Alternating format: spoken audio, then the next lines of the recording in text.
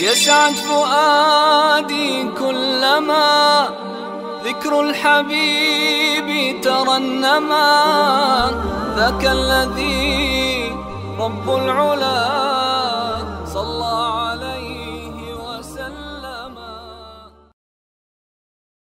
فضيلة الشيخ، يشاع هذه الأيام ما يسمى بالمولد النبوي، ما حكمه وما حكم من يعمله؟ أما مولد النبي صلى الله عليه وسلم فإنه أمر محدث لم تدل أدلة الكتاب ولا السنة الصحيحة عن النبي صلى الله عليه وسلم بمشروعيته، وفعله يعتبر من الحدث والبدعة. ولذلك ما حفظ عن أبي بكر عن النبي صلى الله عليه وسلم، ولا عن أبي بكر ولا عن عمر ولا عن عثمان ولا عن علي ولا عن أصحاب النبي صلى الله عليه وسلم ولا عن أحد في القرون المفضلة أنه فعل مولد النبي صلى الله عليه وسلم أو دعا إليه أو قال بسنيته واستحبابه، وإنما هو أمر أحدث بعد القرون المفضلة، وهذا أمر ثابت لا يستطيع أحد أن يرد أنه ما وجد في عهد القرون المفضلة، لا في عهد الخلفاء الراشدين ولا في عهد غيرهم ممن بعدهم أنهم فعلوه أو دعوا إليه أو حكموا باستحبابه وسنيته. ولذلك لا يشك في بدعته وتعظيم النبي صلى الله عليه وسلم وحبه الصادق النابع من القلب الموفق هو ترسم هديه والسير على نهجه والاقتفاء لأثره صلوات الله وسلامه عليه. فأحب الناس لرسول الله صلى الله عليه وسلم أعرفهم بسنته وألزمهم لتلك السنة، فإذا كان الإنسان عالما بسنة النبي صلى الله عليه وسلم عاملا بها فهو المحب لرسول الله صلى الله عليه وسلم، وهو المحب لله صدق المحبة. وفعل هذه الأمور ينبغي للمسلم أن يجتنبه وأن يجتنب مجالسه، لأنه ليس من شرع الله ولا مما أذن الله عز وجل به. ومن قال بشرعية ذلك فإنه مطالب بالدليل، وإلا حمل وزره والعياذ بالله.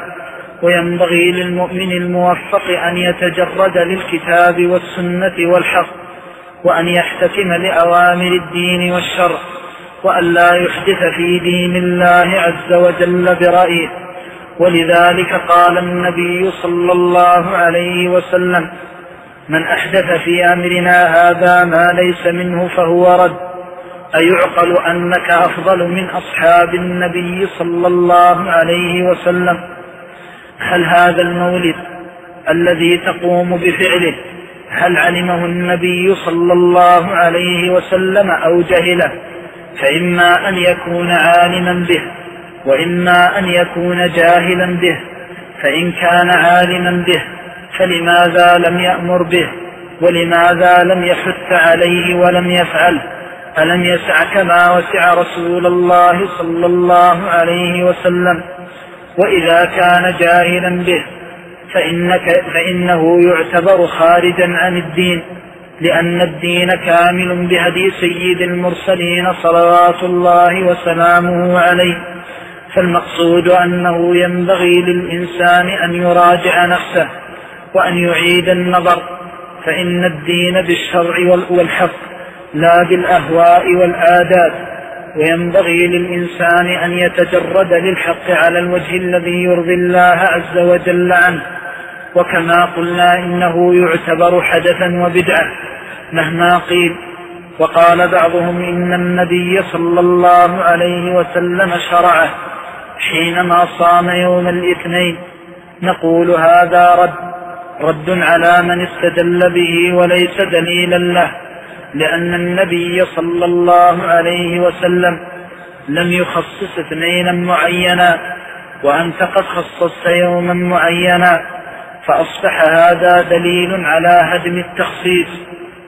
ولأن النبي صلى الله عليه وسلم شرع الصيام وأنت تفعل الطعام وتجمع الناس على الكلام، وهذا خلاف هدي النبي صلى الله عليه وسلم.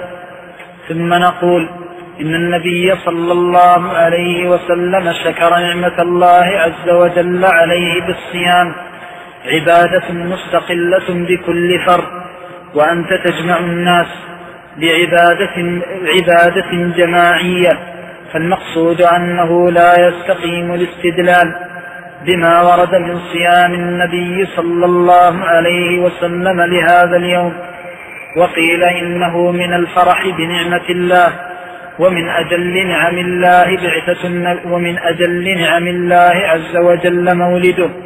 قلنا إن النعمة الكاملة في بعثته صلوات الله وسلامه عليه، وأما مولده فإنه يعتبر جزء النعمة، وأما النعمة الحقيقية فهي بعثته.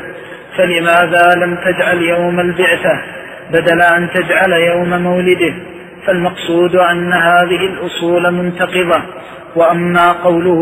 وأما أمر الله بالفرح بنعمه والفرح برحمته فإن ذلك مقيد بأصول الشرع وبما دلت عليه أدلة الكتاب والسنة، والله تعالى